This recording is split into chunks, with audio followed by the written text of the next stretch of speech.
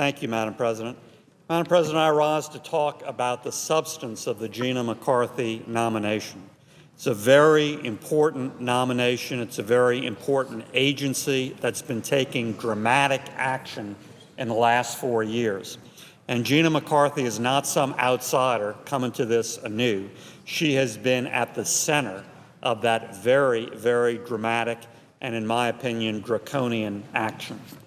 In a methodical march against affordable, reliable energy, the EPA has crafted and will continue to put forward multiple rules to stop the use of coal as part of our energy mix, to increase prices at the pump, to create energy scarcity at a time when energy independence is within our reach. And Madam President, this is a crucial debate because while the President says he's for all of the above, while he says he wants to pursue that strategy, the particular policies of the EPA have done the opposite. It has not been all of the above. It's been a war on coal. It's not been energy security. It's been increasing prices at the pump.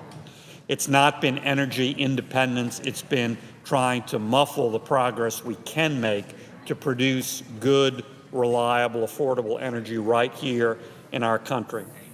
And the EPA will play a pivotal role in the execution and implementation of the President's recently announced Climate Action Plan. With this edict from the President, EPA is further emboldened and will strengthen its grip on the nation's economy. Now, EPA's significant rulemaking agenda is not only estimated to cost billions of dollars, but it suffers from inherently flawed foundations, and in the recent past has necessitated the reconsideration or revision of multiple rules after they were promulgated. For instance, reconsideration and revisions to the Mercury and Air Toxic Rule, the Boiler MAC Rule, the Cross-State Air Pollution Rule, the Oil and Gas NSPS Rule, and the Portland Cement Rule. So there alone, you see the deep flaws in what they've been doing because they've had to back up and clean up the mess. EPA needs to show the public the truth and the ultimate consequences of its action. The extent of the economic harm of the rules put forward during the last 4 years and those they're talking about for the next 4 years.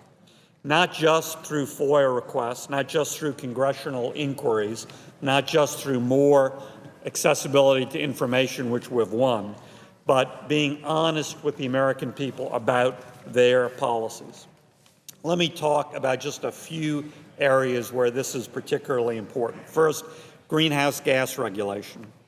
The regulation of greenhouse gases alone is expected to cost more than $300 to $400 billion a year and will raise energy costs across the board. EPA will continue to issue regulations industry by industry until virtually all aspects of the American economy are constrained by regulatory requirements and high energy prices.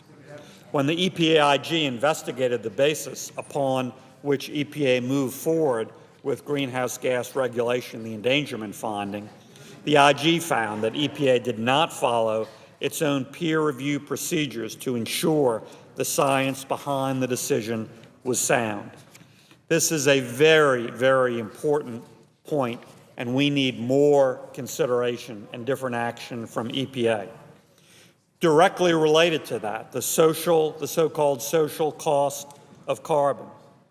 In order to justify this regulatory regime I'm talking about forward by the administration, including unilateral action to be undertaken as part of the Climate Action Plan, for the second time in just a few years, an interagency working group crafted behind closed doors a monetized estimate of the damage caused by emitting an additional ton of CO2 in a year.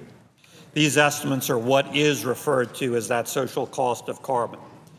Now, the problem is the EPA completely jiggered the methodology behind that to obtain a certain result. In fact, OMB has guidance about how you go about this. They have specific guidance about what discount rates to use. And the IWG failed to use their normal recommended discount rate.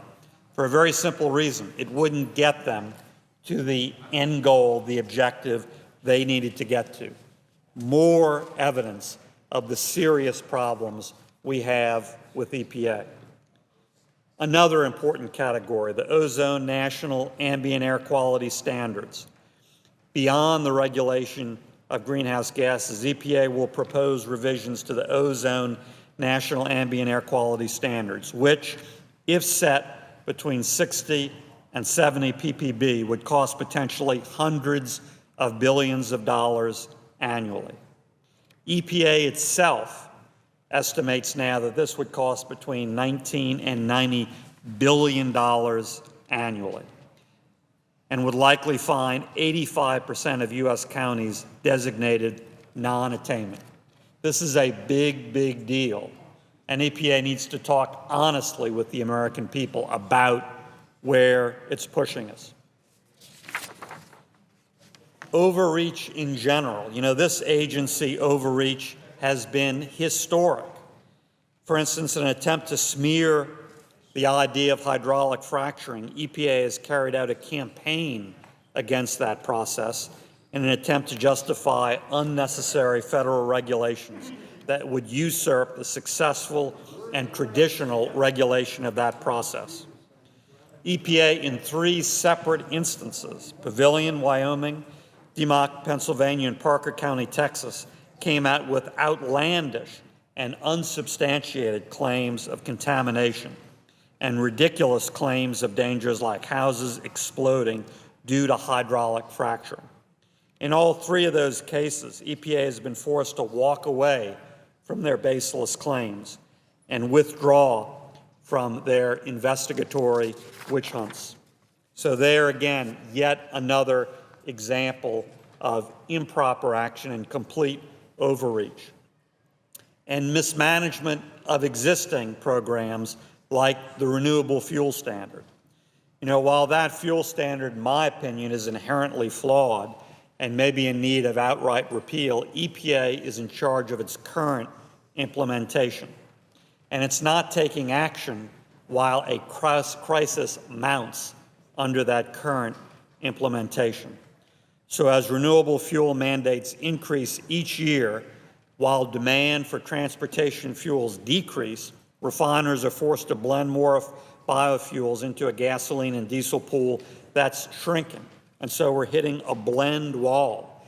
It is a mounting crisis. It's right before us. EPA is managing, or I should say mismanaging, this existing program. EPA has existing powers to do something about it so we don't hit the blend wall, so we don't cause unnecessary spikes in prices at the pump, and it's not acting. Those are just the highlights, Madam President, or I should say the lowlights. Those are just some of the obvious areas where this Obama EPA, with Gina McCarthy as a key player, has acted to the detriment of the American people, jobs, the economy, our future. It's for these reasons, Madam President, that I continue to have profound, profound concerns with this direction at EPA. And as I said, Madam President, the President nominee is not an outsider. She's not new to this. She does not have no element of involvement. She's been at the very heart of many of these matters as head of the Clean Air Program. For those reasons, Madam President, I not only express my strong, strong reservations, I will vote against the nomination of Gina McCarthy. I urge my colleagues to really look long and hard at the record of this EPA. It's been a job killer. It's slowed economic recovery, and it threatens to do even more damage, and I urge a no vote. Thank you, Madam President. I yield back the floor.